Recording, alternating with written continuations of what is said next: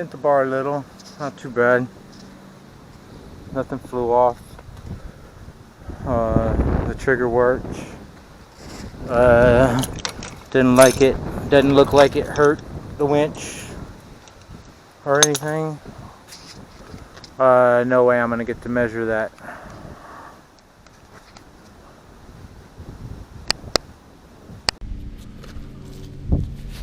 Alright, so we're gonna try this. I'm gonna trigger it from this. It's nice and straight. Let's see, what shall I do? How about this? Okay, the release on this is pulling up. I didn't want to pull it down and make it fall backwards.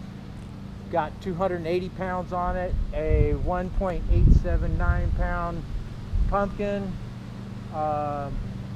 and yeah, let's hope it goes okay. 3, 2, 1.